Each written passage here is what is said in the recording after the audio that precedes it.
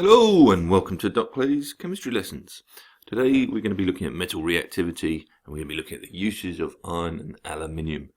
So by the end of today's lesson you should be able to do the three following things. You should be able to describe the common properties of iron and aluminium, explain the uses of iron based on its properties, and explain the uses of aluminium based on its properties as well. Okay, so let's go and have a look. First up then, let's have a look at the common properties. So that is of both aluminium and iron. Iron being the chemical symbol Fe. So both of these metals are dense and lustrous.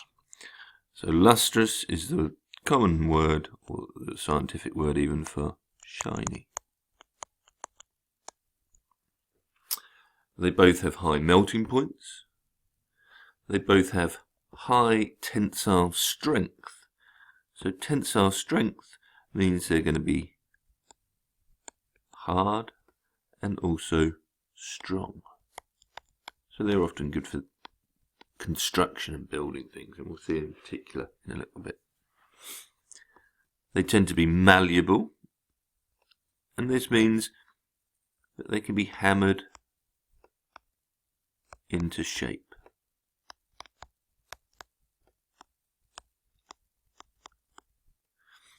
They're both ductile, and ductile is the scientific word that means you can draw them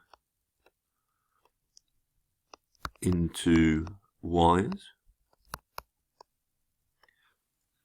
and that's because when you look at the bonding, the ions that make up the metal there are able to slide over one another. So the layers, let's just write that in and we'll come to bonding another time. Layers of ions can slide over each other. Just in case I forget to mention that when we come to the properties of metals when we do metal bonding. And conductors, so they're both conductors of electricity. And that's because all metals have free electrons which are able to move, and they're also conductors of heat, which is also because of the free electrons. So there we have the common properties of aluminium and iron. So to the uses of iron, and again we'll just remind ourselves that we've got Fe up here. So we're going to look at a few common uses here. Wrought iron, and wrought iron is generally useful for things like gates and things that you can hammer into shape and create structures where you want it to be both strong and malleable. So we'll just put that in here.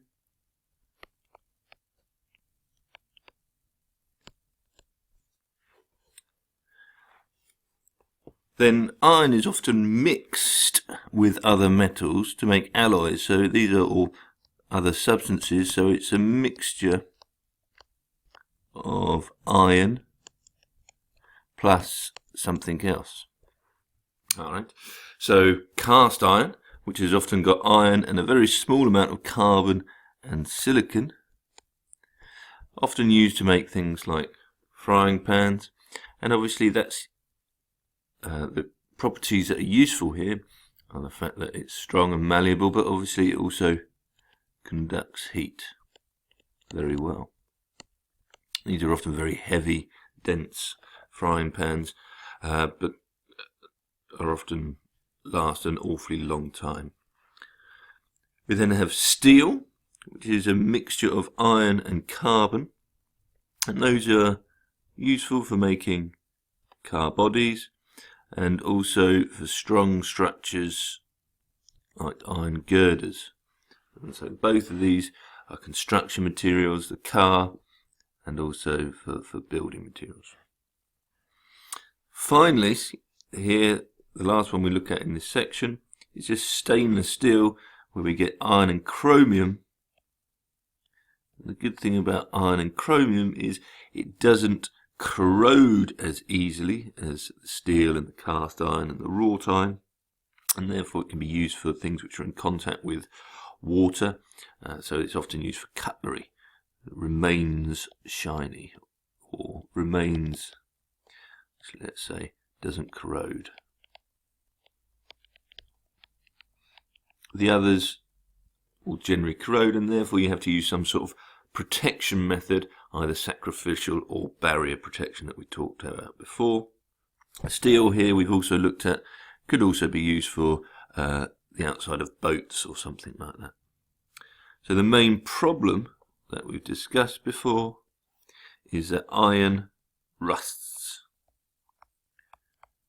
i.e. it corrodes easily.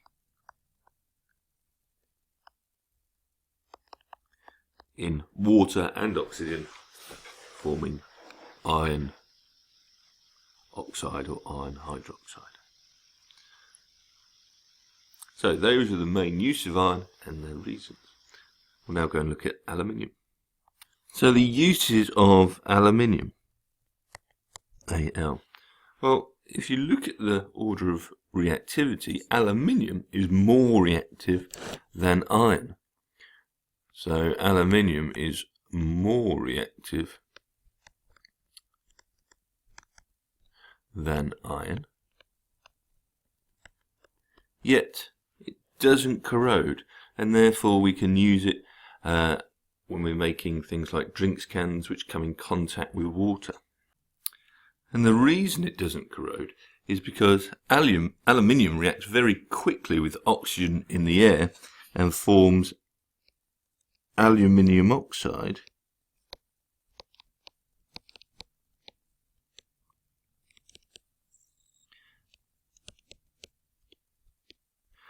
and it forms that aluminium oxide on the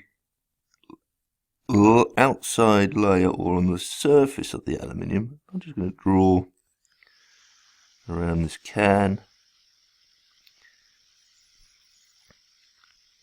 And the aluminium oxide is very unreactive, and so that forms a protective layer around the aluminium essentially, and it means that you can use it for drinks cans, and you can put things like water inside of the aluminium can, because that aluminium oxide forms a protective layer.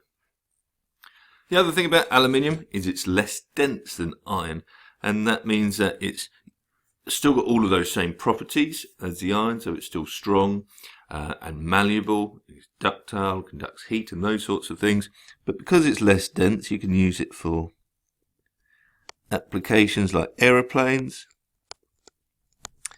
where obviously having a lighter metal means that you have less weight to get in the air.